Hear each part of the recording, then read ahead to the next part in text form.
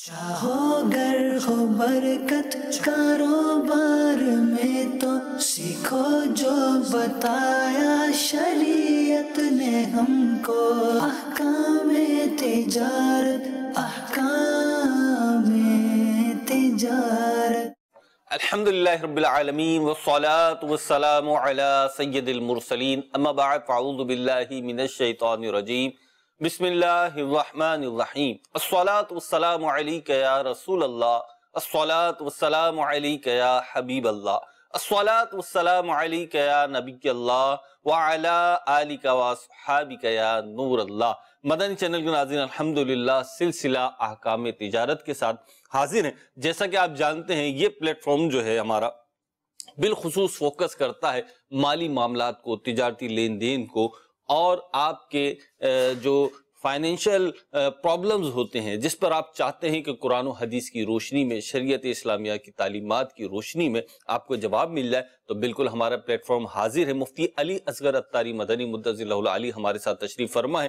آپ کے سوالات ہوں گے اور مفتی صاحب کے جوابات ہوں۔ درود پاک کی فضیلت شامل کرتے ہیں اور پھر آپ کی کاز، آپ کے سوالات کی طرف بڑھتے ہیں۔ نبی رحمت شفیع امت صلی اللہ علیہ وسلم کا فرمان ذی شان ہے، من صلی علیہ فی یوم الف مرۃ لم یمت حتی یرا مقعدہ من الجنہ، کہ جو دن میں 1000 مرتبہ مجھ پر درود پاک پڑھے گا وہ مرے گا نہیں جب تک جنت میں اپنا ٹھکانہ نہ دیکھ لے۔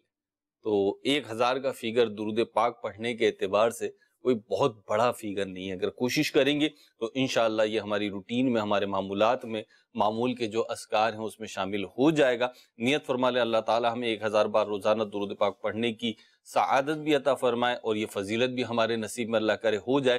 صلو علی الحبیب صلی اللہ تعالی علی محمد صلی اللہ تعالی علیہ وسلم۔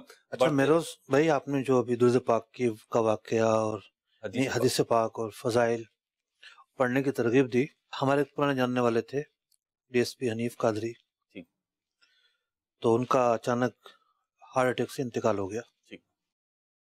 ان کے بھائی سے میں نے پوچھا کس طرح ہوا، کیا ہوا، تو وہ ڈیوٹی کے سلسلے میں اندرون سندھ گئے ہوئے تھے، تو اپنے ساتھیوں سے کہنے لگے کہ میری طبیعت ذرا بوجھل سی ہو رہی، تسبیح کسی کے پاس دیجیے گا۔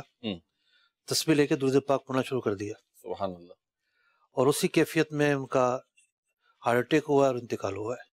عادت مندی مفتی۔ اب پیچھے کیا ہے؟ عادت، جو بیک گراؤنڈ ہے وہ عادت، جی، کہ عادت تھی درود پاک پڑھنے کی، تو درود پاک پڑھتے رہے، اور اس موقع پر بھی پڑھنا نصیب ہوا ہے۔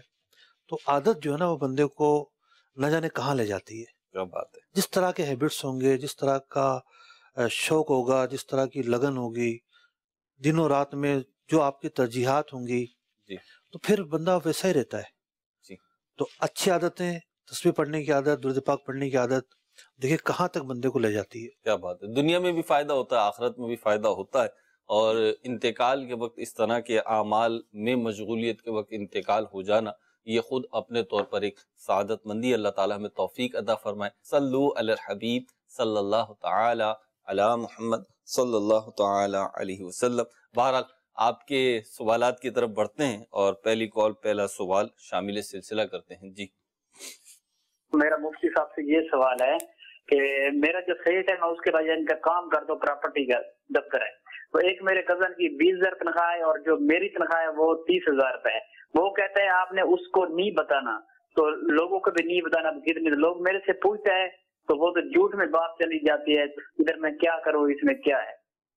جی، تنخواہ آپ سے ہی نہیں پوچھتے، بہت سارے لوگوں سے پوچھتے ہیں، اور کیا کرنا چاہیے؟ جی مفتی۔ دیکھیے یہ ہوتا ہے کمپنیوں میں، اداروں کے اندر، کہ تاکید ہوتی ہے کہ آپ اپنی سیلری ظاہر نہ کریں۔ جی، کسی کو کسی کی پرفارمنس کی بنیاد پر خاص پس منظر میں زیادہ سیلری دی جا رہی ہوتی ہے، تو جو دیگر لوگ ہوتے ہیں وہ پھر مثال بناتے ہیں، وہ لابنگ کرتے ہیں، کہتے ہیں جی اس کو دیے تو ہمیں بھی دو۔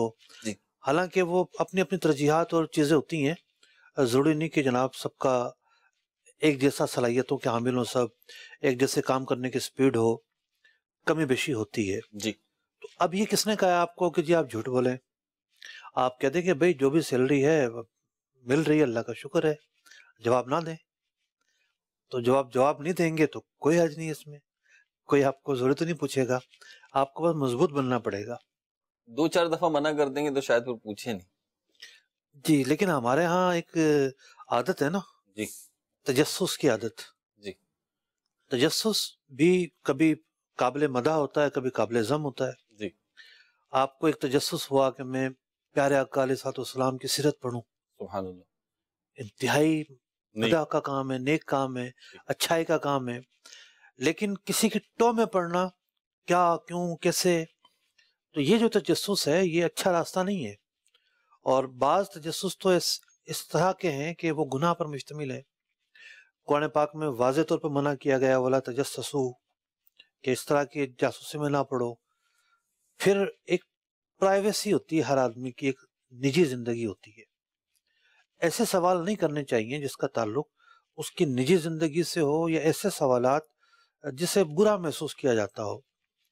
تو سامنے والے کو اسپیس دیں، اگر وہ نہیں بتا رہا تکرار نہ کریں، ضد نہ کریں، نہیں جی بتانا ہی پڑے گا آپ کو۔ ہوتا ہے بعض اوقات 4 دوست جب جمع ہو جاتے ہیں جی پھر وہ کہتے ہیں کہ اچھا آج تو ہم 4 جمع ہیں، آج تو کھال اتار کر رہیں گے۔ تذلیل کا ماحول نہیں ہونا چاہیے، مزاح اور چیز ہے، جی تذلیل اور چیز ہے۔ جی مزاح ٹھیک ہے، گنجائش ہوتی ہے مزاح کی، لیکن تذلیل کی گنجائش نہیں ہوتی، دل آزاری کی گنجائش نہیں ہوتی۔ ٹھیک۔ ویسے جیسے مفتی صاحب نے فرمایا نا، ایسے سوالات کرنے کی ضرورت ہی نہیں ہے۔ ایج پوچھ رہے ہیں، یہ کتنے کا لیا، وہ کتنے کا لیا، آپ کو کوئی فائدہ بھی نہیں ہے، نہ دنیا کا فائدہ ہے نہ آخرت کا فائدہ ہے، اس سے بچیں۔ مفتی صاحب ایک اور چیز میں یہاں آپ نے تمہید میں اس کو ڈسکس کیا، وہ تھوڑا سا بیان ہو جائے۔ بہت سارے اداروں میں جو ہے اس طرح کے معاملات ہوتے ہیں، انکریمنٹ وغیرہ کے اور جاب رینیو کے ہوتے ہیں، تو یہاں پہ جو ایک تقابل ہوتا ہے نا، جی فلاں کو اتنے مل رہے ہیں کہ مجھے بھی ملنے چاہیے۔ اچھا اب یہ درست ہے یا غلط ہے وہ اپنی جگہ، لیکن ظاہر سی بات ہے اس کا فیصلہ تو بہرحال ادارے نے، آنر نے کرنا ہے نا، کہ کون میرے لیے کتنا ضروری ہے، کون کتنا ضروری نہیں ہے، کس کا کام سے مجھے کتنا پروفٹ ہو رہا ہے، کتنا نہیں ہو رہا۔ لیکن لوگ اپنے تئیں کوشش کرتے ہیں کہ بھائی میں بھی یہی کام کر رہا ہوں، فلاں بھی یہی کام کر رہا ہے، فلاں کا اتنا تو میرا اتنا۔ اس میں ایک معتدل راہ، ایک ماڈریٹ وے کیا ہو سکتا ہے؟ دیکھیے صحیح اور غلط کی گنجائش ہر جگہ ہوتی ہے۔ ٹھیک ہے، ہم یہ نہیں کہہ رہے کہ جی جس کو زیادہ مل رہے ہیں وہ فیصلہ بھی درست ہی ہوگا ہر صورت میں۔ ٹھیک ہے، بعض اوقات وہاں بھی کوئی کوتاہی ہو سکتی ہے، کوئی اقربا پروری ہو سکتی ہے، کوئی چمچا گیری کا پس منظر ہو سکتا ہے کہ یہ تو میرا چہیتا ہے، یہ تو میرا لاڈلا ہے، اس کو تو میں پروان چڑھانا ہے۔ اور بعض اوقات جو سامنے والا ہے ہو سکتا ہے بالکل درست ہو، ایسا ہو جو درست فیصلہ کرنے کے قابل ہو، صحیح ترجیحات اس نے دی ہیں۔ تو منصب جو ہے، جس کی وجہ سے سیلری کم زیادہ ہوگی، جی اس کے پاس منصب ہے جی یا وہ سیٹ ہے، ٹھیک ہے، تو بہرحال اسے دیانت کا مظاہرہ تو کرنا ہے نا، ٹھیک ہے، کہ وہ اگر ایک کو اچھا اور ایک کو غلط کہہ رہا ہے جی تو یہ بھی ایک دیانت ہے۔ ٹھیک ہے، سیٹ تو ذاتی جس کا پیسہ ہے، ذاتی کمپنی ہے، کم زیادہ سیلری کر لے اور چیز ہے، ٹھیک لیکن ساتھ میں یہ لائحہ بھی تو ہوتا ہے کہ یہ زیادہ قابل ہے، کم قابل ہے۔ جی تو جب آپ کوئی فیصلہ کرتے ہیں، کوئی آپ اوپینین بیان کرتے ہیں اپنا، اس کی گراؤنڈ مضبوط ہونی چاہیے، آپ کا تجزیہ بہترین ہونا چاہیے، تجزیے میں کوئی انسانی خطا نہ ہو۔ ایک ہوتا ہے کہ نادانستہ خطا ہو جاتی ہے، لیکن دانستہ طور پر کوئی خطا نہ ہو، کوئی ایسا عمل کار فرما نہ ہو کہ آپ کی نہیں بنتی، آپ کو اس کا چہرہ اچھا نہیں لگتا، آپ کو اس کی باتیں اچھی نہیں لگتی تو آپ اس کو جو ہے کاٹ رہے ہیں، یہ فضا نہیں ہونی چاہیے۔ باقی یہ ہے کہ صلاحیت ایک جیسے نہیں ہوتی، کام ایک جیسے نہیں ہوتے۔ ایک آدمی آتا ہے، آ کے بیٹھ کے 9 to 5 جاب کرتا ہے، چلا جاتا ہے، دوسرا آتا ہے وہ بھی اتنا ٹائم دیتا ہے، لیکن دونوں کے کام میں دن رات کا فرق ہوتا ہے، ٹھیک، بہت زیادہ فرق ہوتا ہے۔ بعض اوقات کیا ہوتا ہے کہ ہم اپنے آپ کو دیکھ رہے ہوتے ہیں، جی لیکن جس کے نیچے 10-15 لوگ کام کر رہے ہیں وہ 10-15 کو دیکھ رہا ہوتا ہے، جی تو اس کے سامنے یہ صلاحیتیں جو ہے نا وہ ممتاز ہو کر سامنے آ رہی ہوتی ہیں کہ اس کا کام اتنا اور اس کا کام اتنا۔ پھر کام، اور ایک ہوتا ہے کام کی مقدار جی اور ایک ہوتا ہے کام کی کوالٹی۔ ٹھیک ہے، ایک کوانٹٹی ایک کوالٹی، کوالٹی میں فرق ہوتا ہے، ٹھیک ہے، بعض اوقات کوانٹٹی ایک ہے لیکن کوالٹی الگ الگ ہوتی ہیں۔ ٹھیک ہے، تو یوں اس بات میں تو کوئی شک نہیں ہے کہ آپ آگے بڑھیں. ٹھیک ہے. میں نے آگے بڑھنا ہے, یہاں پہنچنا ہے, یہاں تک ترقی کرنی ہے, یہ عزم اور یہ جستجو ہونی چاہیے. ٹھیک ہے. مردہ دل نہیں ہونا چاہیے کہیں بھی آدمی کو, صحیح. تو بس وہ مردہ دل ہو چکا ہے, کچھ کرے گا ہی نہیں. اللہ تعالیٰ نے جو صلاحیتیں دی ہیں اس کا استعمال کرے. پچھلے دن ایک صاحب نے مجھے فون کیا بیرون ملک سے. ٹھیک. میری اچھی بڑی تنخواہ ہے اور لاکھوں میں اس کی تنخواہ, بس میں چاہتا ہوں پاکستان آ جاؤں, یہاں کے کوئی کام کروں. حالانکہ وہاں ایک اسلامی ملک میں تھا, کوئی پریشانی نہیں تھی. ٹھیک. میں نے ان سے کہا کہ دیکھیں آپ نے ایک ٹیکنیکل فیلڈ تک آپ پہنچے. ٹھیک.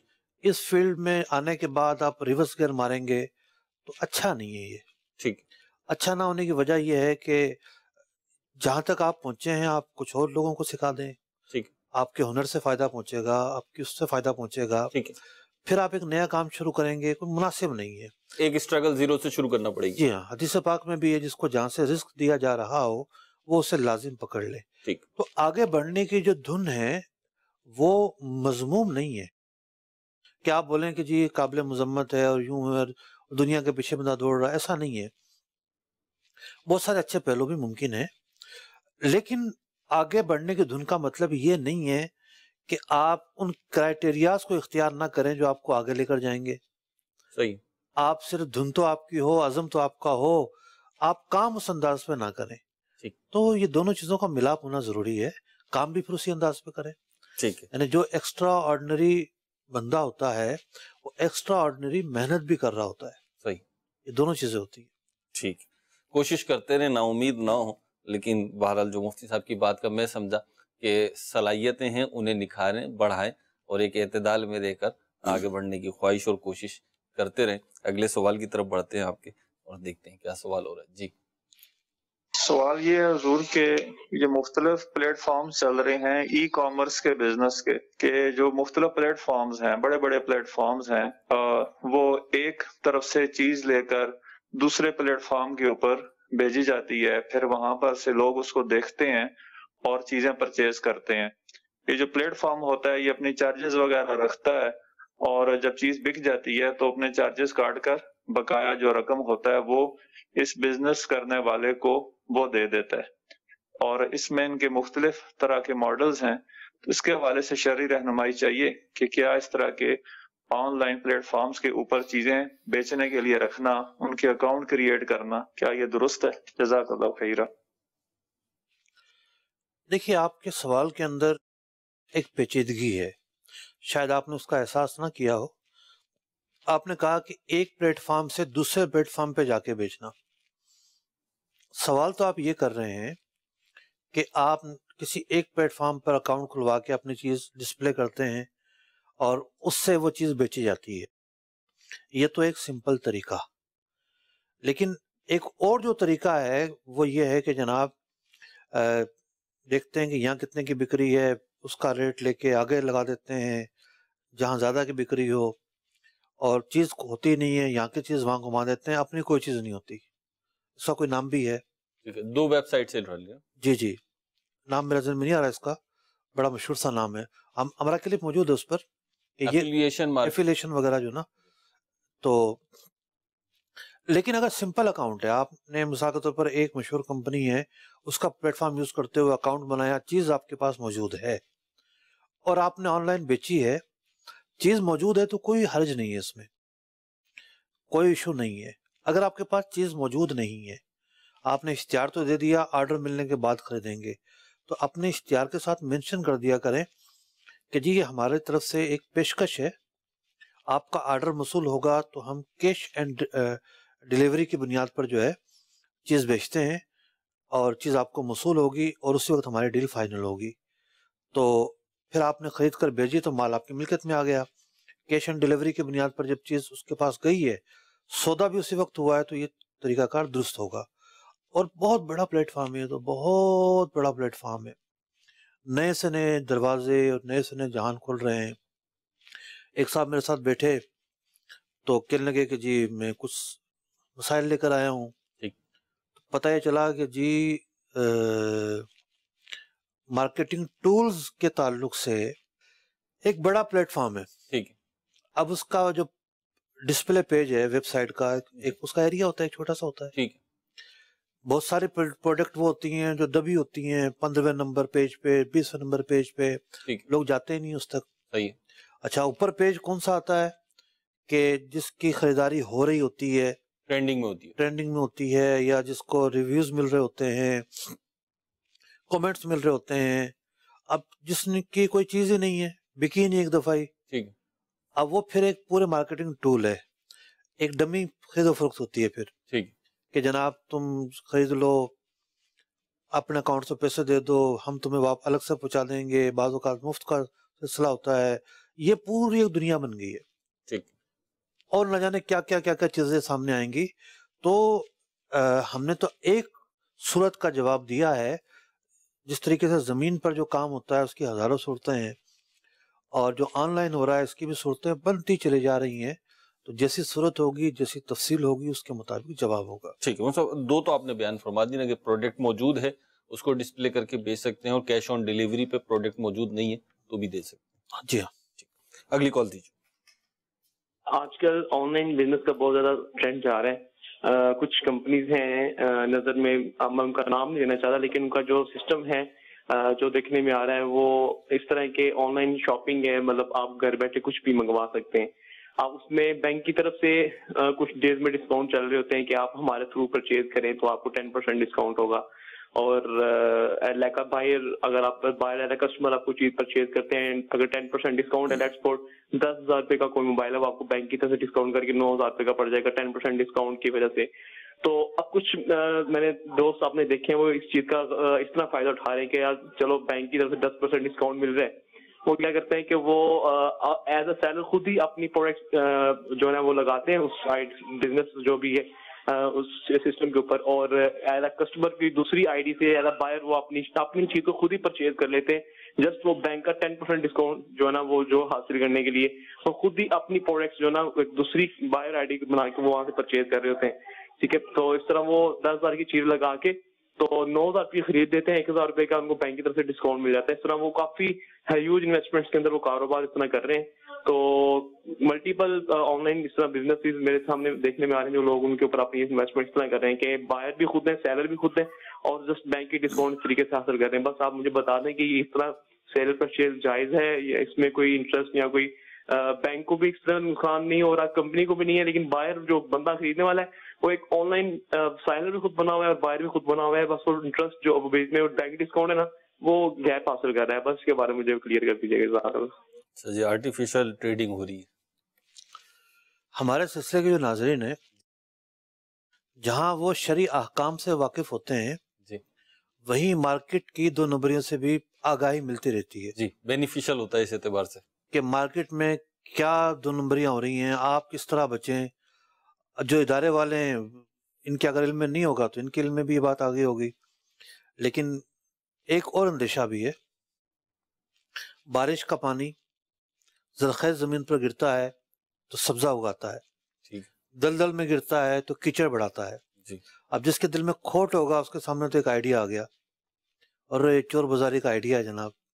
ٹھیک. تو ہے معاملہ نازک. اب دوسری بات یہ ہے کہ انہوں نے اگلے اسٹیپ پہ جا کے مسئلہ پوچھا ہے. ابھی تو ہم پچھلے اسٹیپ پہ کھڑے ہیں کہ بالفرض یہ نہ بھی ہو. ٹھیک ہے نا، اور اس سہولت سے فائدہ اٹھانا کیسا.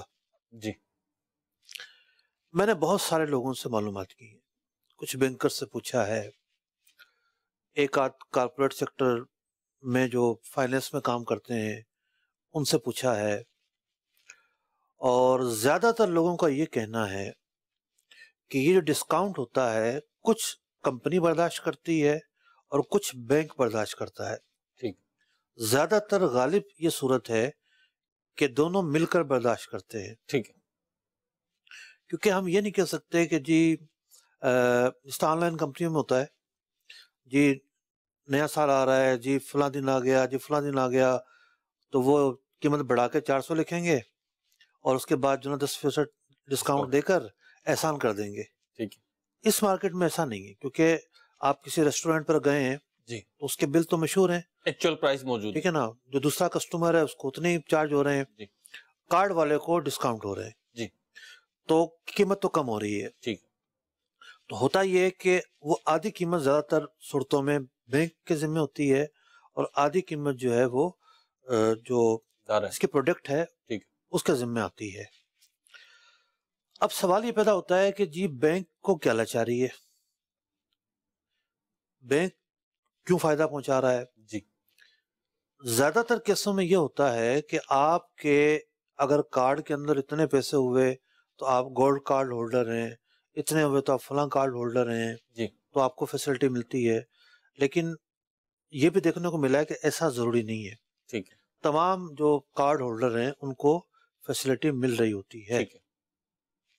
اب کارڈ کی بھی بہت ساری اقسام ہیں. ایک تو ہے اپنا کریڈٹ کارڈ. جی کریڈٹ کارڈ کھلوانا جائز نہیں ہے. ٹھیک ہے. یعنی وہ کارڈ ہی لینا جائز نہیں ہے. وجہ یہ ہے کہ اس میں آپ کہتے ہیں کہ if I am late I agree to pay interest. میں لیٹ ہوتا ہوں تو میں سود دوں گا, اس کا میں اقرار کرتا ہوں, اس سے میں ایگری ہوتا ہوں. تو اس نے اقرار تو کیا ہے. ٹھیک ہے. لیٹ نہیں بھی ہوتا تب بھی اقرار تو کیا ہے. صحیح. اس کا یہ عمل ناجائز ہے. صحیح. لیکن اگر وہ اگلی کوئی خریداری کرتا ہے اس خریداری کو ناجائز نہیں کہیں گے. ٹھیک ہے. اس کارڈ پر اگر فائدہ پہنچتا ہے جی تو اس کارڈ کے پیچھے قرضہ نہیں ہے. یعنی کسٹمر نے بینک کو قرضہ نہیں دے رکھا. ٹھیک ہے. وہ تو الٹا بینک سے لے رہا ہے. تو ہم یہ نہیں کہہ سکتے کہ اس کارڈ پر جو فائدہ پہنچا ہے وہ کسٹمر نے جو بینک میں پیسے رکھے ہوئے ہیں اس کی وجہ سے پہنچا ہے. ٹھیک ہے. ایسا تو ہے ہی نہیں. یا تو معاملہ ہی الٹ ہے. جی. یا تو وہ ایشو نہیں آئے گا. ٹھیک ہے. لیکن اگر ڈیبٹ کارڈ ہے, ڈیبٹ کارڈ کے اندر کسٹمر کے پیسے ہوتے ہیں اس کی وجہ سے وہ نفع ملتا ہے. تو اب کیا ہوا, قرض پر نفع, آپ کے اکاؤنٹ میں پیسے ہیں تو آپ کو نفع مل رہا ہے. ٹھیک ہے. یہ ایک صورت سامنے آ رہی ہے ہماری. ابھی میری بات مکمل نہیں ہوئی ہے. ٹھیک ہے. اب اس میں دو طرح کی آراء ہیں علماء کی. ٹھیک ہے. کچھ یہ کہتے ہیں کہ جی یہ اصل میں ٹھیک ہے نفع تو ہے لیکن مشروط نہیں ہے. بینک نے آپ سے یہ نہیں کہہ رکھا کہ جی ہم نے آپ کو فلاں ریسٹورنٹ کا فائدہ پہنچانا ہے. تو وہ کبھی کبھی ایسا کرتے ہیں, اچانک سے کہیں گے چلو ٹھیک ہے آپ یہ فائدہ اٹھا لیں. فائدہ نہ اٹھائیں. تو مشروط نہیں ہے, کنڈیشنل نہیں ہے یہ. لیکن جو ٹرینڈ چل رہا ہے آج کل, مشہور ہو گئے کارڈ, فلاں بینک جو ہے نا وہ ایسی اسکیمیں لے کر آتا ہے. جی. فلاں بینک جو ہے نا اس کا کارڈ لے لیں, وہ تو جناب اتنی جگہوں پہ چلتا ہے. یہ بھی نہیں چلتا. اس کا جو جواز ہے میری تو رائے جواز کی نہیں ہے. ٹھیک ہے نا. اور اس میں جو ہے وہ کافی ایشوز ہیں کہ بھئی بینک جو فائدہ پہنچا رہا ہے وہ کیوں پہنچا رہا ہے, اس قرض کی وجہ سے پہنچا رہا ہے. اور میں نے جب رائے نہیں ہے تو کبھی بھی خود بھی کوئی کسی قسم کا فائدہ نہیں اٹھایا. ٹھیک. اب میں ایک ڈپارٹمنٹل اسٹور میں گیا تھا, دیکھا جناب بورڈ لگا ہوا ہے, بہت سارے بینکوں کے لکھے ہوئے ہیں اس پر اتنے فیصد. دل میں تو آتا ہے بندے کے ٹھیک ہے کہ میں بھی فائدہ اٹھا لوں. ٹھیک ہے. کارڈ تو ہے میرے پاس, پیمنٹ کرنی ہے نا, کارڈ سے ہی کرنی ہے. لیکن نہیں, ڈیبٹ کارڈ سے. تو معاملہ مشکوک سے بھی تھوڑا آگے کا ہے. صرف مشکوک کی حد تک کا ہوتا تو اور بات تھی, مشکوک سے بھی تھوڑا آگے کا ہے معاملہ. تو یہ تھوڑی سی میں نے تفصیل بیان کی ہے. تو سائل محترم تو اس سے آگے کی ایک بات پوچھ رہے تھے. جی. ابھی تو ان کے سوال پہ آئے نہیں. ابھی تو اس پر ہم آئے نہیں ہیں, پہلے یہ تو مسئلہ حل ہو. ٹھیک ہے. تو اس مسئلے میں کیا پیچیدگی اور کیا پس منظر ہے اور کیا ایک فقہی طور پر ایک ماحول کیا ہے پیچھے, یہ میں نے بیان کرنے کی کوشش کی ہے. ایک بات اور مزید ایڈ کی جا سکتی ہے. جی. پہلی بات تو یہ کہ ہمیں جو ہے وہ یہ کنفرم نہیں ہو سکتا عام آدمی کو کہ یہ جو ڈسکاؤنٹ ہے کس کے کھاتے میں جا رہا ہے. ٹھیک ہے. اگر تو کسی کو یقین ہو, مثلا اس ادارے میں کام کرتا ہے, اس کو فائنینس کے ڈپارٹمنٹ میں یا اکاؤنٹنگ کے ڈپارٹمنٹ میں, تو آسانی سے پتہ چل سکتا ہے کہ یہ سارا جو ڈسکاؤنٹ ہے یہ کھاتے میں جاتا ہے کمپنی کے, جس کے پروڈکٹ ہے اس کے. ٹھیک ہے. بینک نہیں دیتا یہ. ٹھیک ہے. تو ایک الگ صورت, تو جواز کی صورت ہوگی بالکل, یعنی جائز ہو جائے گا متفق طور پر. ٹھیک ہے. یہ ایک صورت ہوگی. چلیں جی اگلی کال دیں. صاحب کی برگاہ میں سوال یہ ہے کہ میرے پاس ہے شٹرنگ, یہ جو شٹرنگ نہیں کرتے لنٹر کے لیے, اس کے لیے میرے پاس شٹرنگ ہے, कस्टमर मेरे पास आता है, वो कहता है मुझे इतना गार्डर दे दो, इतने फटियां दे दो। मैं उसको जब देता हूं तो वो कम पड़ जाती है, वो कहता है और दे दो। जो मैं रेट चला रहा हूं वो 3 रुपए एक फट्टी है और 50 रुपए गार्डर है। और के यहाँ मैंने उसको ले आके दिया है, उसके यहाँ रेट कम है। क्या वो जो कम रेट, मैं तो उसको कम रेट दूंगा ना, जिससे मैं वो शटरें उठा के दूसरे कस्टमर को मैं दे रहा हूँ। मेरा मुफ्ती साहब की बारगाह में ये सवाल है कि वो जो पैसे उसको मैं कम दे रहा हूँ, उससे ज्यादा ले रहा हूँ, क्या मेरे लिए लेना जायज है या नाजायज है? पहली बात तो ये है कि इस शटरिंग को किराए पर देना भी जायज है कि नाजायज है, इस पर भी गौर कर लेते हैं, क्योंकि ये आम जो ना वो चीज नहीं है और इसमें माल ठीक ठाक कम हो जाता है जी। क्योंकि जो चीज किराए पर दी जाती है, जैसे आप बाइक किराए पर देते हैं और आगे वाला आदमी जो है वो उसके सारे पुर्जे खोलना शुरू कर दे, ठीक है, और आपके पास जो ना बाइक के 5 टुकड़े करके वापस दे कि ये जी बाइक आपकी संभाले, तो बाइक में ऐसा उर्फ भी नहीं है, कोई करता भी नहीं है और कोई से जहन में भी नहीं आ सकता कि यूं भी हो सकता है। अब फटियों में ये होता है कि किराए की चीज जिस हालत में ली है उसी हालत में वापस करना जरूरी है, तो इसमें तो कीलें लगाई जाती हैं, काटी जाती हैं, फटियां तोड़ी जाती हैं और उसकी हालत ही तब्दील हो जाती है। लेकिन इतना जरूर है कि वो बाकी तो रहती है, किसी भी हालत में वो बाकी तो रहती है। उर्फ है इस फील्ड का इस तरह होना। तो कटिंग करने में भी ये होता है कि वो जो देखा है कि वो किराए की भी उठाकर लाते हैं अगर किसी से, तो काटने में बहुत एहतियात ही कर रहे होते हैं, कोशिश उनकी यही होती है कि कम से कम कटे, जाया माल ना हो। तो पहले तो इस नुक्ते को तय करना जरूरी है कि इस तरह के मामलात में क्या हुदूद क़ुयूद हैं, जी, मालिक क्या चाहता है और आप जो है वो उसमें कितना तसर्रुफ कर सकते हैं, किराएदार कितना नहीं कर सकते। तो उर्फ के मुताबिक इसको इस्तेमाल किया जाता है तो किराए पर भी दी जा सकती है। अब आते हैं आपके सवाल की तरफ कि आपने खुद आगे से किराए पर ली है। जी, सूरतें तो कई हैं इसकी, 2-3 सूरतें हैं, लेकिन मैं एक सूरत बयान कर देता हूँ। जब आप किराए पर लेना तो आप उनमें कोई ऐसा अमल करें कि थोड़ा बहुत इजाफा हो जाए। मिसाल के तौर पर अब मैं ये भी नहीं कह सकता रंदा मरवा दें तो कम हो जाएंगी, बिला वजह छोटी हो जाएंगी, ये लगता भी नहीं। और कोई ऐसा अमल करें जैसे उनके गट्ठर बांध दें, आप उस पर रस्सियां बांध दें, ठीक है ना, जैसे किराएदार आए वो वैसी हालत में रख दे, तो वो जो आपने रस्सियां बांधी, ढेरियां बनाई, तो आपकी तरफ से एक इजाफा हो गया उन पर। मतलब जैसे अगर मैं शटरिंग की बात करूं तो फट्टे होते हैं ना लकड़ी के बहुत बड़े बड़े, तो अब वो एक एक पे बांध दे या जैसे 12, 15, 20 एक साथ जमा कर, मकसद मामला हो ना, एक एक पे बांधने का कोई फायदा नहीं है जी। 12-15 जमा करके जितनी गाड़ी में लोड होती है, ठीक है, ठीक, एक बंदे 2 बंदे मिलकर उठा, बंडल बना ले, गोया बंडल बना के उसको पैक कर दे, ठीक है, तो उसमें अपनी रस्सी, सूतली या जो भी कपड़ा बांधने के लिए जो चीजें होती हैं, ठीक है, इस तरह की चीजें, उस पर थोड़ा सा इजाफा हो जाएगा, ठीक है। तो अब आपका आगे किराए पर देना जायज होगा, ठीक है, और पीछे कम से कम पे उठाया इन्होंने, ठीक है। अगली कॉल दीजिए। मेरा इकामे तजारत सिलसिले में मुफ्ती साहब की बारगाह में ये सवाल है कि अगर किसी को दुकान से आधार दिया है 3 या 4 साल हो गए, तो वो पैसे लौटा नहीं रहा है, बावजूद इसके कि उसके पास पैसे हैं भी और दुकान में आता भी है और मांगने के बावजूद भी नहीं लौटाता है, आज दूंगा कल दूंगा ऐसी बोल के नहीं दे रहा, और ये समझ रहा है कि ये मुझे कुछ नहीं कर सकेगा कि मैं अगर नहीं दूंगा, तो इसी सूरत में क्या उसको माफ कर देना, क्या ये इस पे सवाब मिलेगा या उससे अपने हक का तलब करता रहे आदमी? क्या बात है। देखिए, अगर वो आदमी मोहताज है, वो आदमी जो है वो इतनी गुंजाइश नहीं है, तो बहुत बड़ा सवाब का काम है माफ कर देना। अलबत्ता जो पोजीशन आपने बताई है इसमें भी सवाब तो है और कई जावियों से है।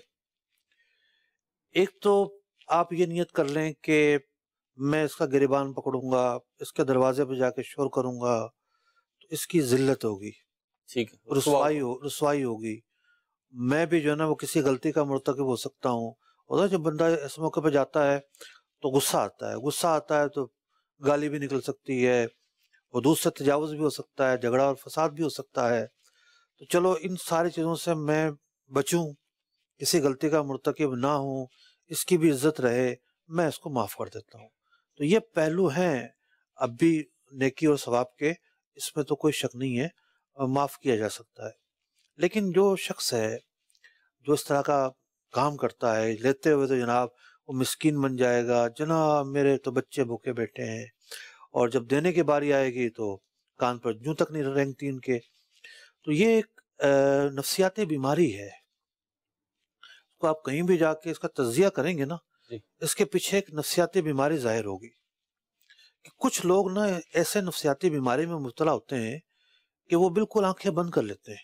مصطفیٰ یہ نفسیاتی بیماری تو مطلب یوں بولوں میں عوامی لینگویج میں بولوں تو ان کے لیے تو فائدہ مند بن گئی ہے، تو دنیا کو نقصان پہنچا رہے ہیں. یہ ایسے بیوقوف پاگل یا بیمار ہیں کہ دنیا کو نقصان پہنچا رہے ہیں، اپنا فائدہ کر رہے ہیں.